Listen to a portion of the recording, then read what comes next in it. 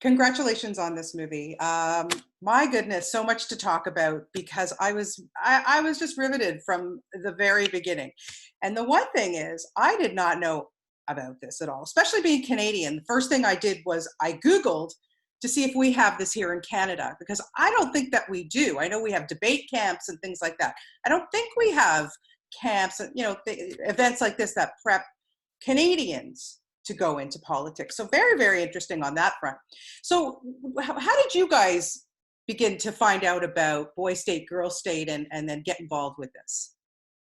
Well, we didn't participate in the program growing up. I didn't know about it as a kid or as a teenager, and I guess I first learned about it when I saw a picture of President Bill Clinton, he was then a candidate in the Rose Garden as a boy, shaking JFK's hand, and he had been sent to Washington as part of the Boys Nation program. And I sort of made a note, oh, interesting program. I'm not sure I know what that is. And I didn't think about it again, quite honestly, until 2017. And Amanda and I read an article in the Washington Post about Texas Boys State. As you know from the film, the boys in Texas had voted to secede from the Union shortly after Donald Trump's election. And this vote became a national news story. And we read about it in the Washington Post and thought, well, this is interesting. I think we were both struggling to understand the political polarization in our country. And we were intrigued by the boys sort of acting out, but also potentially here was a prism to look at democracy in America, its strengths and weaknesses. Yes. So yeah, absolutely. Amanda, I mean, this is a big undertaking. You've decided that you're going to cover this from beginning to end, follow this process. I can't even imagine, first of all, what was going through both your heads, because how many cameras did you have? I mean, and then after it was all said and done, how did you get through the editing process? It was easy. Oh, okay. No problem. No problem. I think it's not the first film we've made, and I'm really thankful for that, because we needed to source every single skill we've learned over our lifetime, both as parents and also as filmmakers, verite filmmakers in particular. And I think that we knew we needed to find most of the kids we were going to follow through this experience beforehand. Sure. You cannot cast on the fly. It is just, the event moves too quickly. It would have been crazy. So we spent about 3 months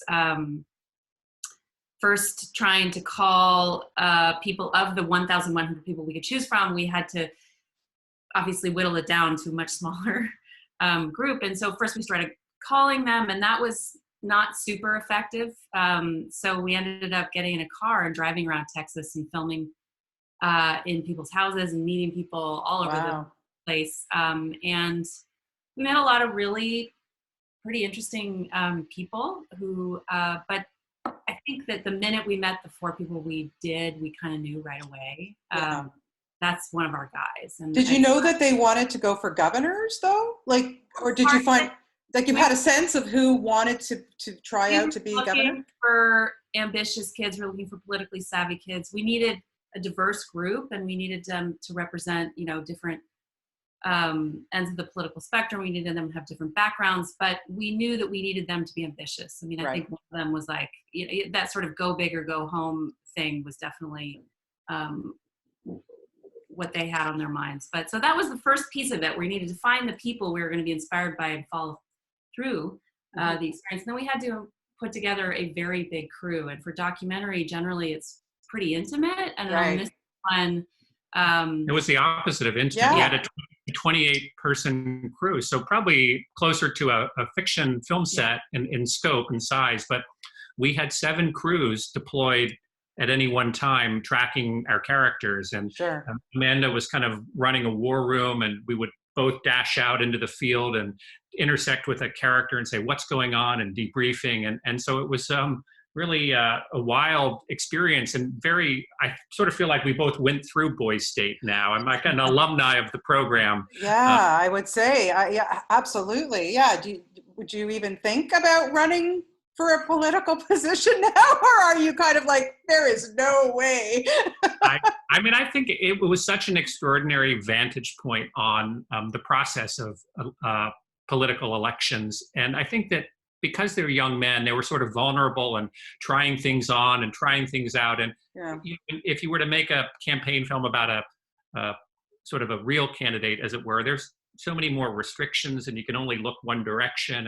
And this kind of allowed us to go everywhere and anywhere and for them to kind of unburden themselves during the process about the decisions that they were wrestling with. And I think that was, as wonderful as we knew the boys were, they really surprised us as they came to know themselves and wrestled with these hard questions, which are questions all politicians and I think political figures wrestle with, is sort of what do I believe? What am I willing to kind of compromise on? Right, which we see, I don't want to give away too much about these guys, and the ones that you did focus in on were fascinating to me. I mean, first of all, for the most part, they were all so intelligent, they passionate, inspiring. And then there were some, and I'm watching this going, oh, it's scary stuff, obviously, but you're going to all be, listen, if you don't have both sides of the coins, that's not politics. It's not real. You have to show it. And the boys that you did focus in on, I mean, I was really impressed with Renee, I have to say. And I know that Renee wasn't initially somebody that you had found, like you found him after. Is that how it worked? You're right. He's the one person we did not find before things started. So you meet him in the film the way that we met him. So he's in that speech, and it's, we just were like, you need to be in our film. Absolutely. And he was game. I mean, I think, you ask, are we gonna, like, I could never, there's a natural talent to be able to write a speech like that, to be able to stand on a stage and give a speech like any of them can, frankly. And that's very exciting, continues to be exciting to watch them sometimes in Q&As or in the real life. Like, they're continuing to be that person. And I think, I like to talk, but it's not my natural talent to get on stage and just do it. That's a hard thing. That is a really hard thing. Even something like stand-up comedy, I always think, like, how do they get up there and let go and you're vulnerable to your audience, no question. And these boys are getting, it looks like it was a great learning experience for them. Out of all the boys, I mean, there were so many impressive ones. Stephen Garza, of course, and then there's Ben Feinstein, who I'm on the fence about. Like Rob. There's all of them. Who impressed you, or maybe surprised you the most out of all the boys that you focused in on?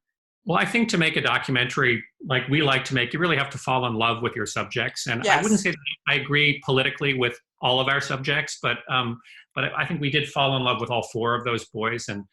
But in particular, Stephen kind of stole our hearts. Oh, he was, I was crying a lot watching him. Yeah, my heart. We met him before the event started, and he impressed us as a very sophisticated, soulful person, but maybe not necessarily an obvious great candidate. And so when he gives a tremendous speech. I don't want to spoil too much, but we had no idea that he could speak and connect with people like that. I think that's really a gift that you have to be born with. And that was one of the big surprises of the movie. And of course, I think why he goes so far. And so I think, and you mentioned the edit process, which took a week to shoot, but a year to edit. Oh, and I can imagine. Yeah. You'd think it would be faster because of course we knew the outcome and we kind of knew who the characters were, but I think what it was is that we felt so moved by that experience of particularly watching Stephen ascend. And we wanted the audience to feel that emotion and to kind of find that in the edit room. And that was the process of trial and error for us, is really to deliver to the audience the experience that we had being there. Yeah. Fascinating. I mean, there's just so much that goes on here, and you can see the work and just making sure you covered everything. You didn't want to lose a moment, even from their talent shows to everything they did, because you have to show a well-rounded person. We would hope would go into politics, and I can say a lot about your politics right now, and it's what's going on in the U.S. and it's scary stuff looking at it from being a Canadian, because Canada and U.S. are always we're friends, and it's scary. It's really, as you say, it's really deadly serious business. I mean, the health of our democracy was really what this film is about. And at the same time, it also made us laugh making this film. And I feel Sure. like it's, it's not a time of humor right now, but I think to make a film that would make people feel deeply and to cry and to laugh is really what I aspire to. We aspire to as documentary filmmakers. And that's what we found there at Boys State. I mean, the highs, the lows, the crazy energy, the idealism of like throwing yourself into a process. I think that's the deeply inspiring message for us, is like, whether you agree with Ben's politics or not, he throws himself in, he challenges himself. He Absolutely. And he's a smart guy. He's a smart guy. There's no question. No question about it. And we're still learning from Ben too. And I mean, who has a Ronald Reagan doll in their bookshelf? Well, not me, but yeah, right. I kind of admire him for sort of his convictions and his political talents, but I also fear him for those too. And so I think if there's a lesson to the movie, it really is like, don't take democracy for granted and throw yourself in there. And I think we all know that 17-year-olds today in Canada, in America, have a great potential for moral leadership. They're showing it every day on the streets. Yeah. And I think to some extent, we adults have kind of left them a tough situation to figure out. But I have faith in that generation. Yeah, me too. Well, I'm glad that you brought it around to Ben, because there was one line that really stood out for me when Renee goes, I don't hate the man. I think he's a fantastic politician, but I don't think a fantastic politician is a compliment either. Man, that line stuck with me. That kid is...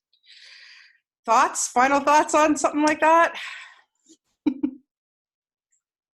I think we all feel it, right? We all feel that way, but I think at the same time, we all feel hopeful that someone like Stephen would cut through the noise. So there's sort of for me, there's always a duality of like, I see the bad, I hope for the good, and you're always doing that dance. And I think that's going to have to be where it is for a while. Yeah. I mean, to me, it's also politics without principle leads you to a very dangerous place. And I feel like to some extent that's where we are now. And I feel like that's what Renee is saying too. It's like you might be a brilliant politician, and some might say that our current president is that, but I'm not sure about the principles. And I think in the system that we have now, I think you need both to transcend.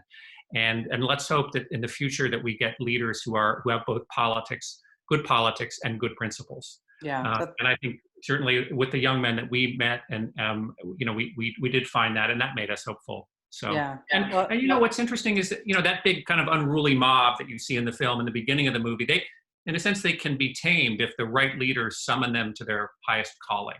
And that's what surprised us, is that Stephen, this unlikely kid who's not giving anything away. Oh, I don't want to give too much away. I'm sorry. Spoiler. That's okay. You keep them in order there, Amanda. It's okay. Listen, I really hope that people see this film. I know it's in Hot Docs here next week, and then it'll be on Apple TV Plus, which is great. Honestly, I hope my boys watch it, and it's inspiring. Let's keep our fingers crossed that we have a new generation of some great politicians ahead, both in the U.S. and Canada. So thank you so much for your time. I really appreciate it, and best of luck with the film. Thank you, Bonnie. I appreciate it. You're welcome. Okay. Have a nice weekend. Happy Father's Day to you. Thank you. Okay. Okay. Bye-bye. Take care. Bye. Bye.